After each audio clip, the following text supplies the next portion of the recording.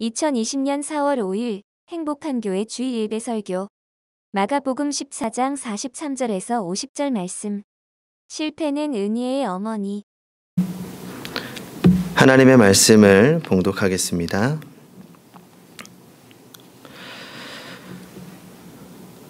예수께서 말씀하실 때에 곧 12 중에 하나인 유다가 왔는데 대제사장들과 서기관들과 장로들에게서 파송된 무리가 검과 몽치를 가지고 그와 함께 하였더라.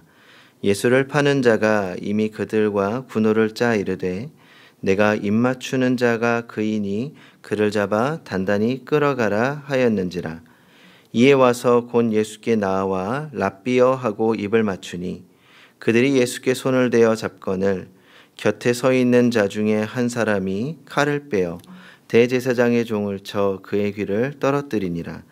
예수께서 무리에게 말씀하여 이르시되 너희가 강도를 잡는 것과 같이 검과 몽치를 가지고 나를 잡으러 나왔느냐.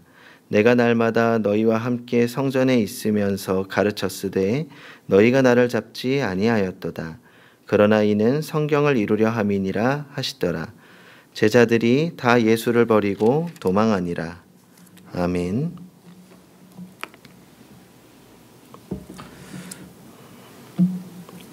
말씀을 위하여서 한 번 더 기도하겠습니다.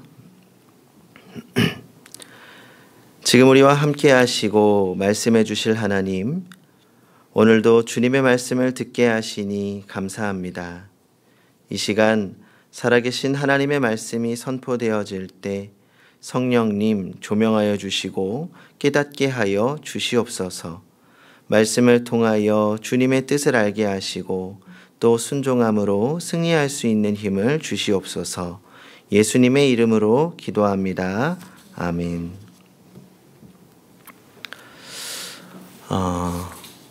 제가 세상은 1등만 기억한다는 것을 처음 경험한 것이 초등학교 2학년 때였습니다. 제가 이런 말씀을 드리면 많은 분들이 의심을 하시는데 제가 정말 운동을 기가 막히게 잘했습니다. 그래서 항상 학교에서 운동을 잘하는 친구를 뽑으면 저와 다른 한 친구가 대표로 뽑혔습니다. 저의 라이벌이었죠. 그러다 한 번은 초등학교 2학년 때 전교생 줄넘기 대회를 한 적이 있습니다. 이 방법은 아주 심플했습니다. 전교생이 운동장의 양팔을 크게 벌리고 각자의 자리를 잡습니다. 그리고 선생님이 시작을 외치면 그때부터 줄넘기를 시작합니다. 마지막 한 사람이 남을 때까지 하는 서바이벌 줄넘기 대회였습니다. 기회는 단 한 번이라도 걸리면 제자리에 앉아야 했습니다. 이 100번이 넘어가고 200번이 넘어가자 친구들은 하나씩 자리에 앉기 시작했습니다. 그리고 어느덧 400번이 넘어가면서 운동장에는 단 2사람만 줄넘기를 하고 있었습니다. 바로 저와 그 라이벌이었던 또 다른 친구 한 명이었습니다. 그때가 지금도 선명하게 기억이 납니다. 저는 구령대를 바라보고 왼쪽 앞에 서 있었고 다른 친구는 구령대를 바라보고 약간 오른쪽 뒤에 있었습니다.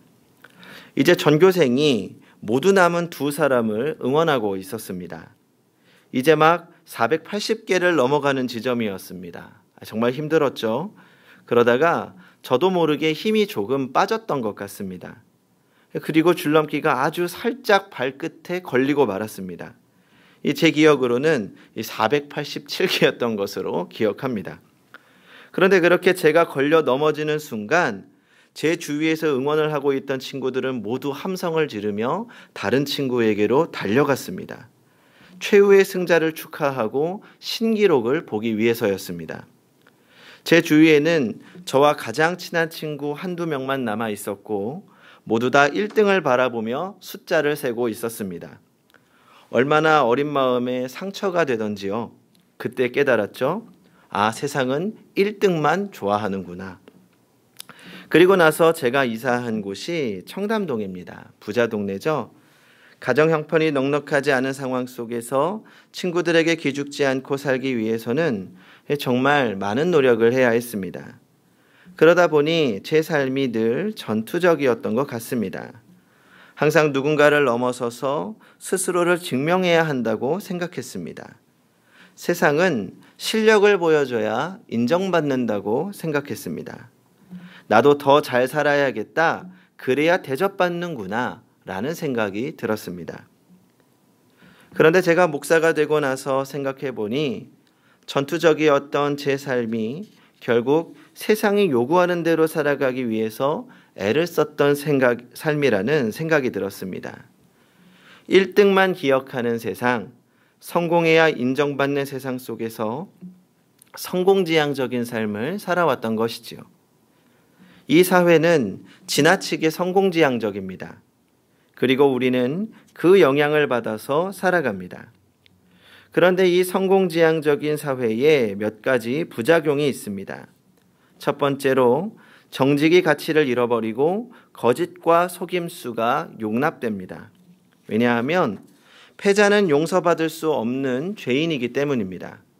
거짓을 말하고 부정을 저질러서라도 성공하는 것이 더 중요합니다. 그러다 보니 정직의 가치가 퇴색되게 되는 것입니다. 두 번째로 사람과 관계의 가치를 잃어버리게 됩니다. 그러다 보니 일 중독자들이 많아집니다. 성공해야 하니까, 승자가 되어야 하니까 정신없이 일하는 것입니다. 부부간의 대화를 잃어버리고 자식과의 교감을 잃어버립니다. 성공이 관계의 문제를 해결해 줄 것이라고 생각하게 됩니다. 세 번째로 사람들의 마음속에 두려움과 죄책감이 생깁니다. 과거의 실패를 감당하지 못하는 겁니다. 실패에 사로잡혀 미래를 망치는 사람들이 얼마나 많은지 모릅니다. 중고등학생 시절부터 실패와 낙오를 경험하고 미래를 포기한 친구들이 너무 많았습니다. 그러나 분명한 것은 우리 가운데 누구도 실패하지 않을 사람은 없다는 것입니다. 실패가 우리 삶의 일부분이라는 것입니다. 우리는 사람이기 때문에 실패할 수밖에 없고 우리는 연약하기 때문에 넘어질 수밖에 없습니다. 그렇다면 우리는 이 실패를 하나님 앞에서 어떻게 받아들여야 합니까? 성경은 이 일에 대하여서 침묵하지 않으십니다. 오늘 본문을 통해서 우리 인생에 찾아오는 실패를 생각해 보고 우리가 어떻게 받아들이고 어떻게 반응해야 하는지 생각해 보려고 합니다. 첫째로 실패를 받아들여야 합니다. 하나님은 실패를 받아들이라고 말씀하십니다. 혹시 최근에 실패를 경험해 보셨습니까? 우리가 실패했다는 것은 살아있다는 증거입니다. 그것은 잘못된 것이 아닙니다. 우리는 실패할 수밖에 없는 존재이기 때문입니다. 실패는 우리 삶의 일부분입니다. 우리는 늘 실패와 더불어 살아가는 존재입니다. 저도 날마다 실패합니다. 하지만 우리가 실패만 하는 것은 아닙니다.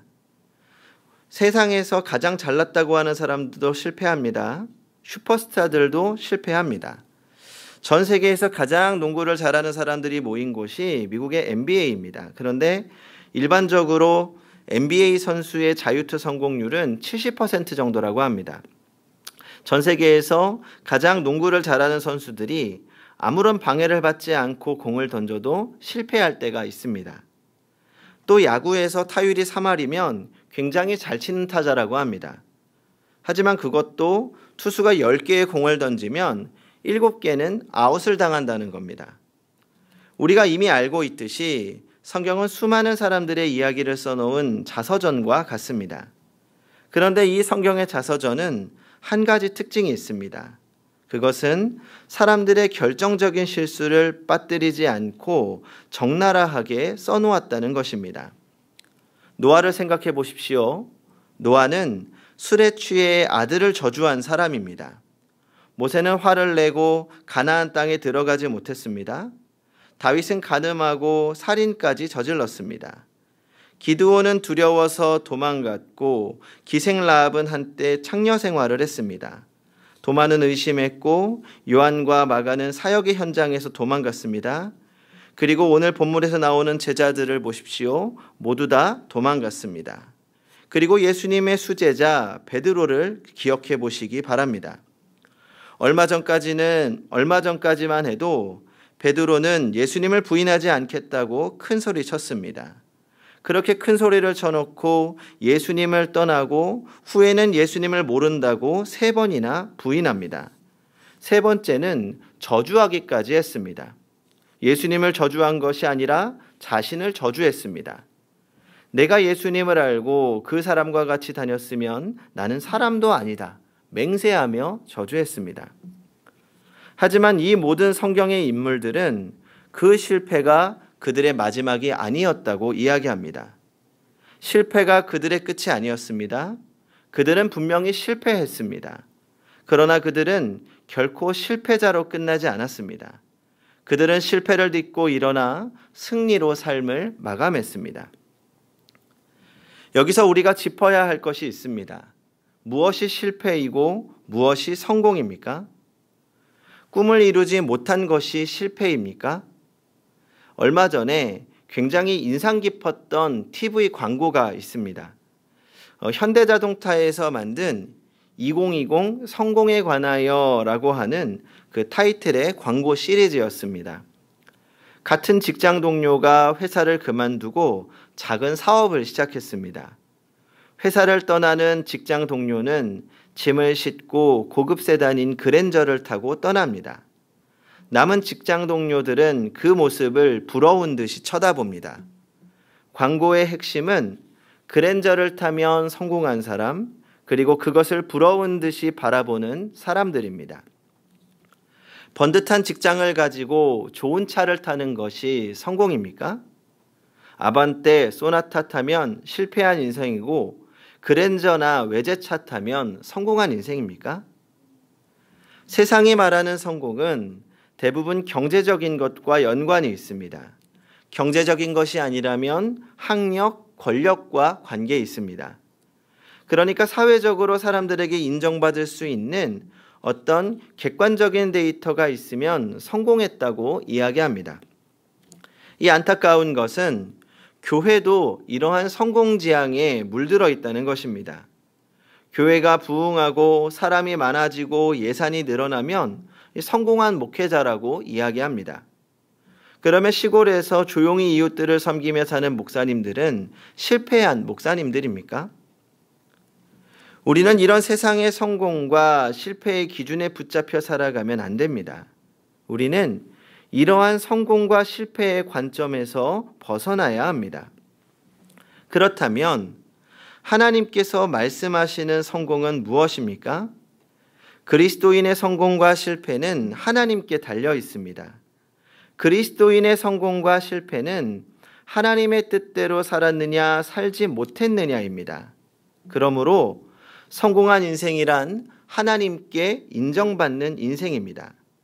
그리고 실패는 더 이상 하나님의 뜻대로 살지 않으려는 자세를 실패라고 말합니다. 넘어지는 것이 실패가 아니라 다시 일어서기를 포기하는 것이 실패입니다. 베드로는 분명히 넘어졌습니다. 그러나 실패한 것은 아니었습니다. 사도행전을 보면 베드로의 넘어짐이 실패로 끝나지 않고 그는 놀라운 승리자가 되어 그리스도의 복음을 전파하고 있습니다. 특히 사도행전 4장을 보면 자신을 죽이려고 하는 공회 앞에 서서 예수 그리스도를 담대하게 증언합니다. 과거 넘어졌던 베드로의 모습이 더 이상 보이지 않습니다. 로마 군인이 그를 사형시키겠다고 할 때 과거에 넘어졌던 베드로는 이렇게 말합니다. 내가 어떻게 주님과 똑같은 자세로 십자가에 못 박힐 수 있겠는가? 나를 거꾸로 십자가에 못 박아달라. 그리고 그는 거꾸로 십자가에 못 박혀 세상을 떠났습니다. 그는 마지막 순간에 그리스도인으로 서 있었던 것입니다. 잠언 24장 16절입니다. 대저 의인은 7번 넘어질지라도 다시 일어나려니와 악인은 재앙으로 말미암아 엎드러지느니. 누가 성공한 사람입니까? 넘어지지 않은 사람이 아닙니다.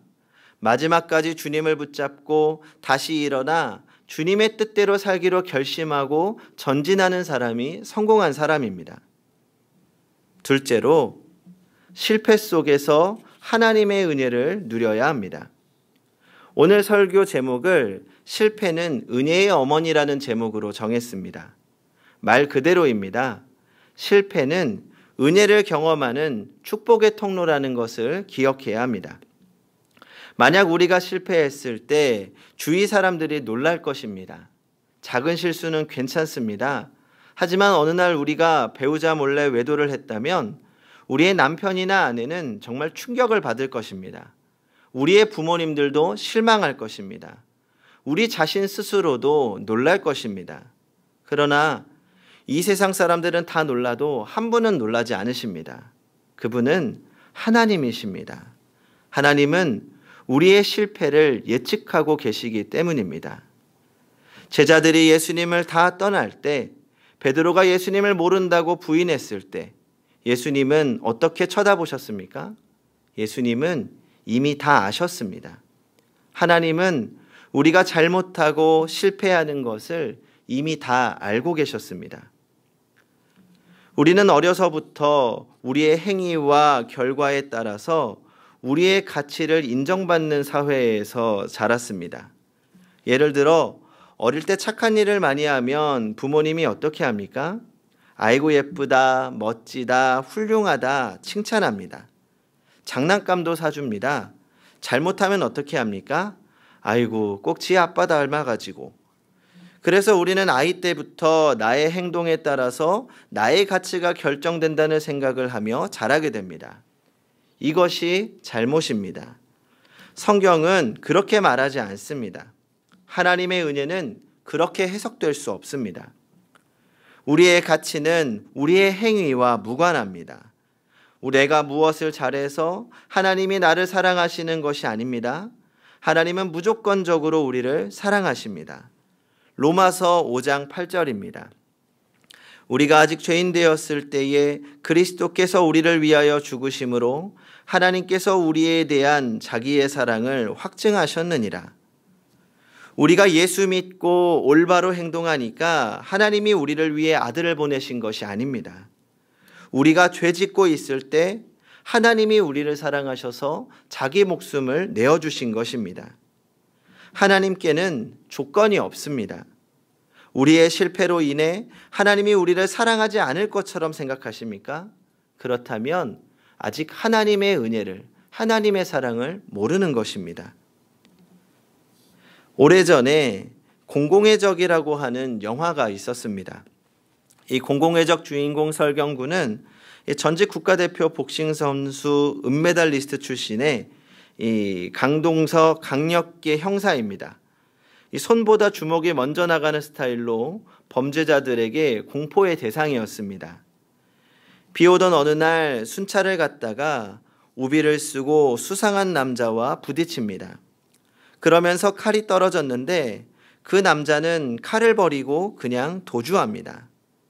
다음 날 그 근방에서 노부부 살인사건이 일어납니다.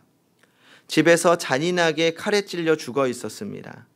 그러나 이상하게도 부검결과 할머니의 식도에 부러진 손톱이 걸려 있었습니다.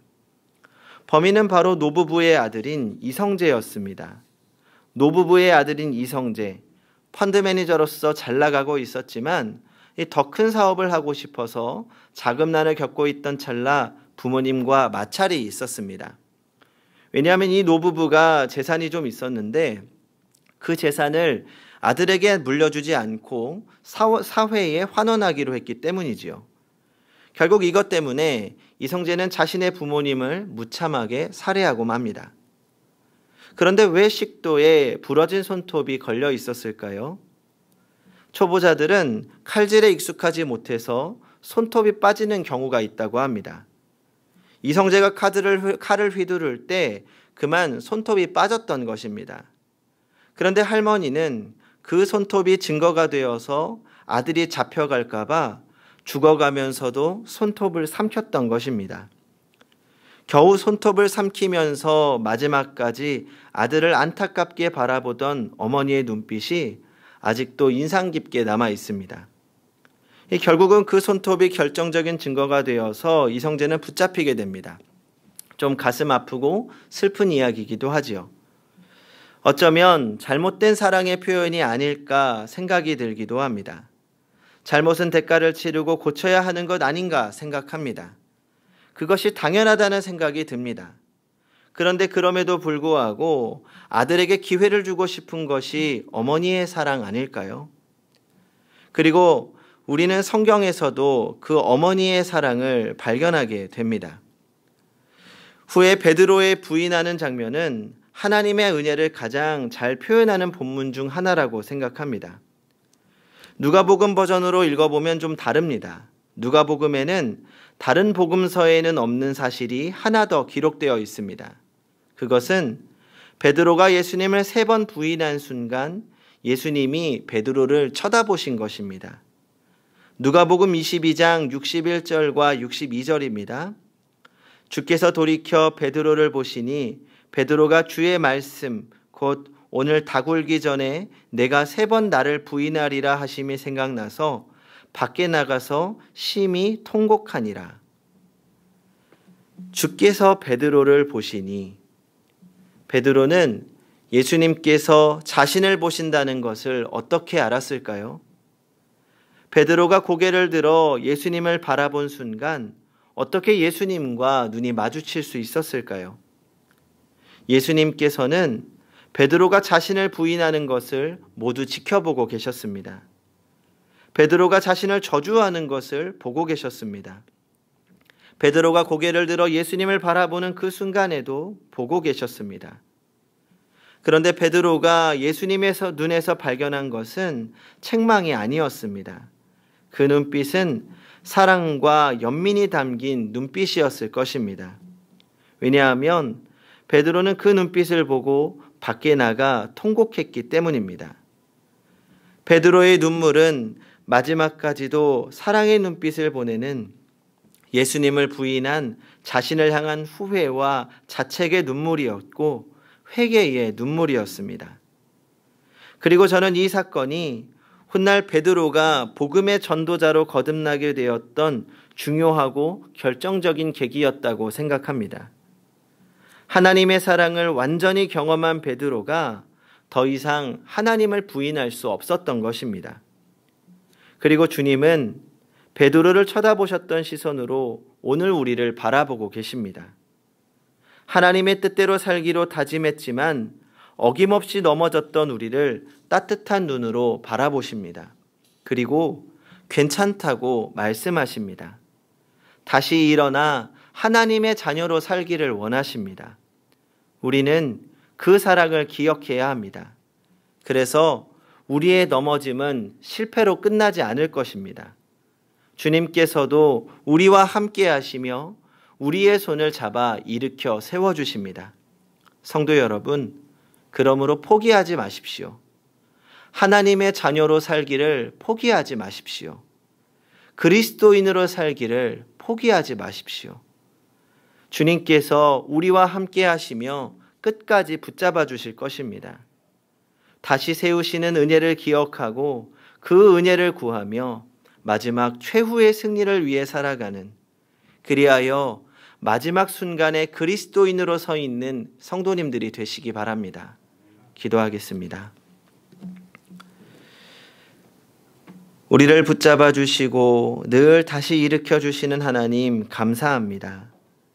우리가 이 땅을 살아가면서 수많은 실패를 경험합니다. 그리스도인답게 살지 못해 스스로 낙담할 때도 너무나도 많았습니다. 하지만 이 시간 다시 우리를 붙잡아 주시고 일으켜 세워 주시는 주님의 은혜를 묵상합니다. 우리의 실패가 실패로 끝나지 않게 하시고 더 큰 은혜로 담대하게 승리하게 하여 주시옵소서. 그렇게 우리를 은혜로 인도하시고 마지막까지 함께 하실 줄 믿으며 예수님의 이름으로 기도합니다. 아멘.